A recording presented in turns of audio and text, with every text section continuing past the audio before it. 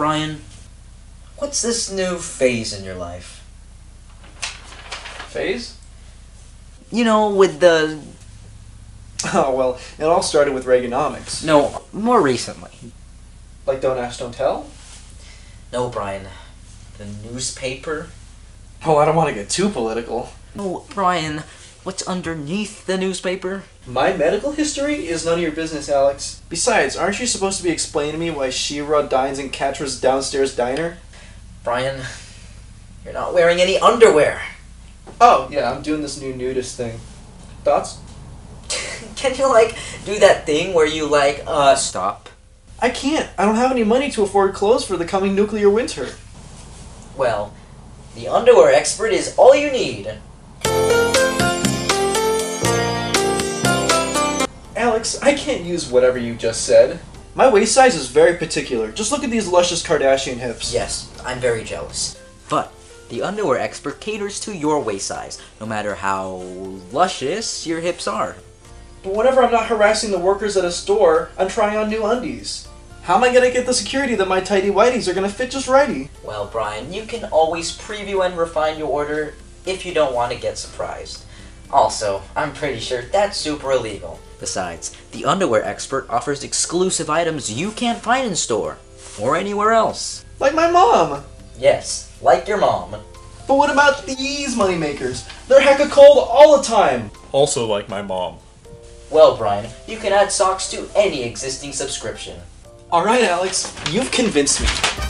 But I have to talk about how you can get 30% off the first month using coupon code ATG.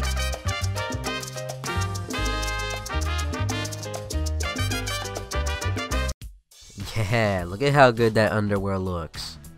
I personally chose these because they felt the most edgy, and I like boxer briefs, but you can get whatever style you want. I was sent 3 pairs in a very discreet black box, and you can choose how many you get and how often. 1, 2, or 3 pairs every 1, 2, or 3 months.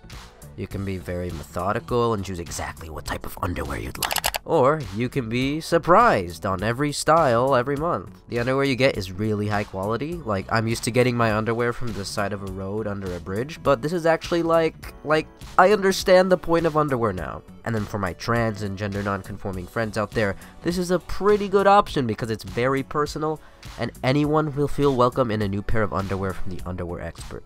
Highly recommend this for the partiers, the comfort seekers, and basement dwellers of the world.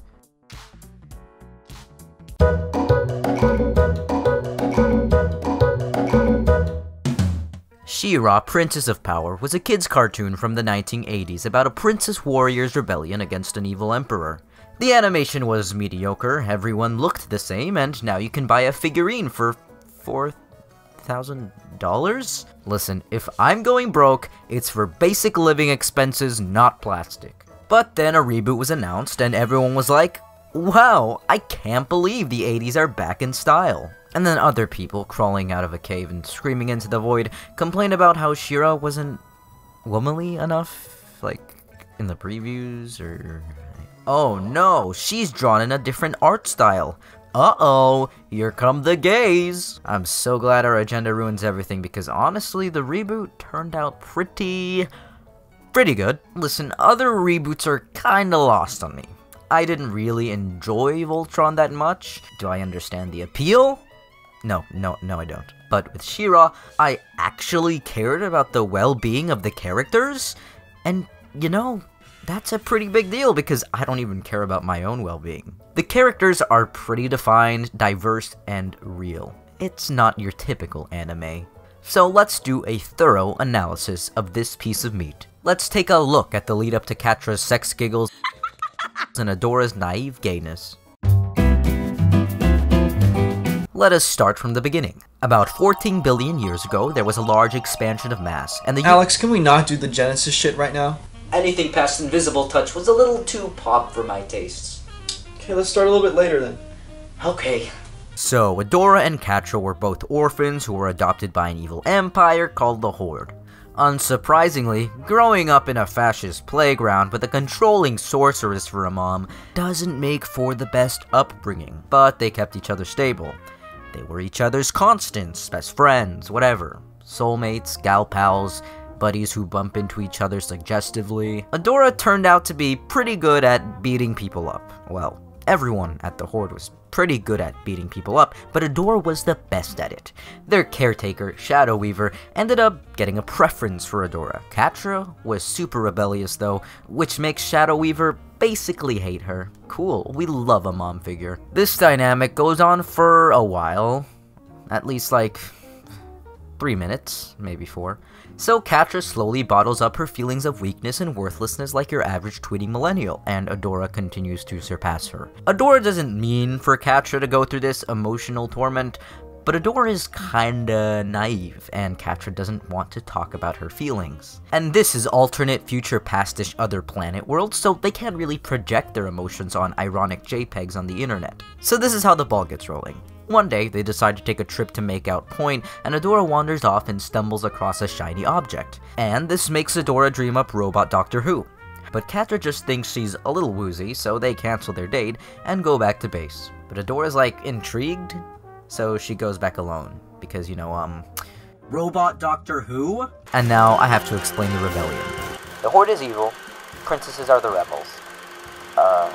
That's it, I guess? So a Princess Glimmer and her friend Bo show up to party with Adora, but the Horde is evil, so they decide to capture her instead. Wow, fun! But then a huge bug shows up, and no one has raids, so Adora grabs the sword and becomes Thor, basically. So Glimmer and Bo are like, well, I guess I'll just capture this specimen, and the trio end up going to town together, because, yeah, and then they end up becoming good friends.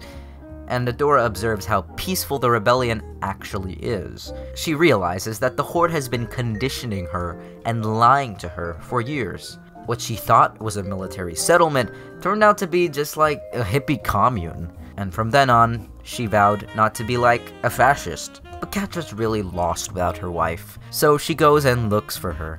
They let me drive a tank. Can you believe it? Catra, I don't understand. What are you doing here? Duh. They just pounce on each other. Alright, whatever. So the newly woke Adora tells Catra all about the Horde and how it's pretty awful. So Adora decides to leave the Horde behind. She holds out her hand and extends an offer for Catra to join her. You kidding? You've known these people for what, a couple of hours? And now you're gonna throw everything away for them?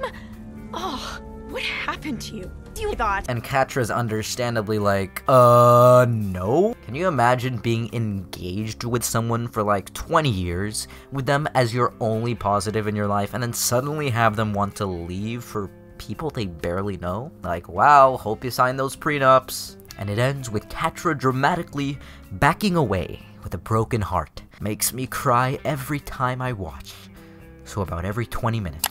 So I guess this begins Catra's pining period, where her entire life is literally just devoted to bringing Catra back, staring solemnly at a drawing of the two, projecting her anger on others. Anything she does in this state should be taken with a grain of salt. She's impulsive. Like, when she Black Panthers this drawing, she immediately regrets it. So, you know that sorceress mom figure that kinda raised them? Well, she's kinda looking for Adora. And Catra is also hiding the fact that she knows where Adora is, and Adora's new identity as Thor. So Voldemort here is obsessing over Adora, and Catra is risking her own safety to protect her. Now, Catra's motivation might also maybe kinda be rooted in the fact that she's now top dog with Adora gone, but we can ignore that and stick to the gayest interpretation. She left us. She left me. How dare they abandon people just because they don't fit in with their perfect little lives? How dare they take best friends and turn them into giant sword ladies who run off with people clearly inferior to you? Now that's what I call gay projection. Meanwhile, Adora doesn't know what's going on, and that's just fine. The show never really focuses in on how Adora's losing her best friend affects her. Like, we get it, Catra will go to the ends of the earth to make Adora jealous, but Adora? She's kinda just like, yeah, my domestic life partner soulmate is evil now. That's cool. Their next encounter is in Mermaid Land, when Adora is chilling with her new friends, Better Ariel and Han Solo, and the usual two. Catra is in the middle of her endless pursuit of Adora. What ensues is an endless barrage of sex eyes, seductive voices, and conveniently placed angles. But then Catra gets flung somewhere again, and then the episode ends, so, well, I guess we'll just die then.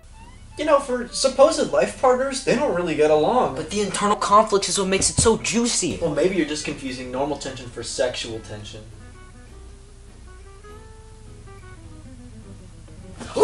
Anyway, so Bellatrix Lestrange over here tries to take matters into her own hands, and it fails horribly. So naturally, Catra's like, hey, maybe the way to convince Adora that we're, not evil space fascists is by, not acting like evil space fascists. If you want to take down Adora, you have to go for the heart. Listen, I think queer coding is just as bad as the next guy, but, So basically, there's a prom that all the princesses are invited to, and since Adora is a princess now, I guess she gets to go. Catra's friend slash co-worker slash fellow villain Scorpia is a princess from a family who joined the Horde. But the prom is neutral ground, so all princesses are invited. Thus, the perfect place for Catra to play Adora's heart like a fiddle. Catra goes with Scorpia and ensues to mentally torture Adora the whole dance. So the whole night, Catra pretends to be up to mischief, and Adora just looks like some weirdo accusing this poor cat girl of doing harm. Catra gets deep into Adora's head, and makes Adora and the rebellion look like desperate gays. And honestly, they even share a dance. Maybe my plan won't work, but then again, maybe it already has. Alright, kiddos, I give up. If this doesn't, I mean, I can't, like, you can't... Who? The way this whole thing is framed, and the way that she dips, this is clearly framed to be some weird romantic moment full of tension and hurt. In what other way am I supposed to interpret an amorous dip? Can you imagine if, like, Joker held Batman by the waist and dipped him? Like, alright, cool, nothing to see here, just amigos doing their part. This culminates in a big fight at the end where Catra is all smooth and Adora is all overwhelmed with lust. And then Catra almost falls, so Adora caresses her waist and brings her face to face, of course. Now, I really don't think anyone is denying the homoerotic undertones here. Like, for once, we have reached a consensus. So their little maybe we should kiss moment is interrupted by war, and it turns out that it was all a part of the plan. I'm sure it was Catra. The Horde captured Glimmer and Bow, and Adora has to go back to get them. But when Adora finally returns to the Horde to save them, Merlin over here takes the Force Captain position away from Catra. This brings back all of the bad memories for Catra. She realizes that Adora would get in the way of her success. So, as Adora is escaping with her friends,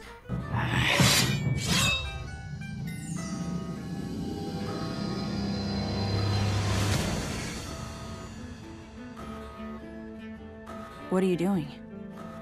Take it. This is not because I like you. Catra helps Adora. Mostly because Catra's corrupted with power, but partly because gay, and if it's partly, that means it's mostly. Now this kinda affects Adora. And listen, Adora is kinda not aware of things, so she only reads this as a sign of affection. And this kind of affects Adora in a gay way. She's an optimist and an idealist. If Catra can do something kinda good, then she has the potential to be a decent person, right? So Adora always sees the good in Catra. No matter what, she always feels like there's a chance. So anyways, life moves on, and Adora realizes that she's kinda really bad at life stuff, and decides to go to the root of all things. This fortress place that an ancient civilization left behind. The point is, it'll help her connect with Doctor Who and the whole She-Ra mysticism thing. So as Adora is frolicking through the woods to get there, Catra decides to follow her. They end up stuck in a sticky situation, because only anime Thor girls were allowed inside that fortress. You're not supposed to be in here! So the whole fortress goes kinda wacky and puts them into this weird Twilight Zone memory gay place. Basically, it's one of those episodes where two conflicting characters are put in a confined space and are forced to work together and then get married in the end. I told you it's not because I like you. I mean, I didn't say anything. Yeah, okay. So the fortress also kind of scans them and is able to replay their memories now. And the memories show things like the abuse that the two went through. Well, mostly Catra taking the fall for everything.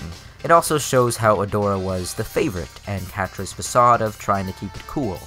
It also shows the strength their friendship once had. To most people, the memories would show that, no matter the situation, your friends can help you through anything. But Catra isn't most people. Not because she's a cat girl, but because she's an abuse survivor. How she thinks is influenced by her experiences. To Catra, Adora has a superiority complex. Everyone's out to get her. She thinks that unity and friendship is a weakness, but the series shows us that the opposite is true. And Adora still wants Catra to come back, and Catra still considers it, but there's so much pride and feelings and goop that it all just ends in nothing. But I never wanted to leave you. You could come with me. You could join the rebellion. I know you're not a bad person, Catra. You don't belong with the Horde. And Catra reveals that she actually did care about what everyone thought of her. I'm not afraid of Shadow Weaver anymore, and I'm a better Force captain than you would have ever been. You always said you didn't care about things like that. Well, I was lying, obviously! Oh no, I didn't expect that one. Who knew that people constantly telling you you're worthless would have an effect on you? I'm guessing these memories are trying to teach some lesson or something, because all of the flashbacks are very topical. You look out for me, and I look out for you. Nothing really bad can happen as long as we have each other. You promise? Oh cool! What a very explicit pro-friendship memory. How could anyone twist it in any other way? Oh, you mean Catra did? You mean she took it as Adora manipulating her to feel weak? You mean like the completely opposite thing? Wait, who are you? Insurance? So then Catra puts on her sexy betrayal eyes and basically leaves Adora for dead. This is probably a pretty low point for her, and Adora is completely shocked and hurt. Then Doctor Who starts speaking to her and tells her to let go or something. You must let go. Let's talk about interdimensional beings. They're kinda bitches. Light Hope is like, hey Adora, all your friends are just specks in the eyes of the multiverse. Get a life and train with me for 1,000,000 years. Who cares about your dumb friends? All you do is cause them pain. And Adora's like, sure, Light Hope may be Doctor Who, but she may not fully understand the power of unity and, you know, how people work. While Light Hope is kinda low-key right, sometimes, that there will be pain when other people are involved, in the end, it's all worth it. It's also the trap that Catra is in. Catra also thinks that friends are a waste of time that only kinda drag you down. You know what, Alex? I'm starting to think she's right. I'm not a perfect person. Eventually, Adora is saved by her friends and realizes that, hey, maybe friends are kind of alright. So there's this one big battle at the end, in which the lesbians all come together to defeat evil. This culminates in Adora and Catra facing each other. I love how their fights always involve as much suggestive contact as possible. And do you know what comes to save the day? The alliances that Adora and her friends made over the course of the season. Wow. And it's literally the gayest possible scene. The alliance forms a freaking rainbow. Like, it's a gay tsunami. Like, how more obvious can this be? It's a literal rainbow. So, princesses are kinda low-key a metaphor for gay shit. Usually with these pairings, there's always some queer metaphor somewhere, which I think helps give validity to the queer stuff in the show. But for this pairing, the whole show is kinda just really gay. It just gives off the vibe. So like, what's the point? But I thought, nah, I'll just bring it up just for funsies. So I'm not really sure if Adora knows what the gay are. She doesn't really understand the concept of aunt or parties. Do you know what aunt means? No. So I don't know if she fully understands the feelings welling up in her stomach whenever Catra strokes her wrist. But when first discovering the princess she secretly is, Adora is like, There's always been a part of me that I just don't know anything about. and she discovers how good being a lesbian dream queen is, and embraces it. Catra, who is still aligned with the straights at the Horde, is very unhappy. Like many homophobic people call being gay, she calls this whole princess thing a phase. It's not. It's just a phase. She's confused. I'll bring her back in, I swear. And that's when it kinda really hit me. That's a very odd way to talk about someone discovering their magical destiny, but it makes sense in a queer way. Like, imagine being a closet gay for a million years, and then suddenly your friend, who you're in love with, leaves you for the agenda, while you're stuck in the straight world. I mean, that hurts, yo. Catra would have wanted to be recruited for the gay agenda too, but she's lost. She doesn't really have a path.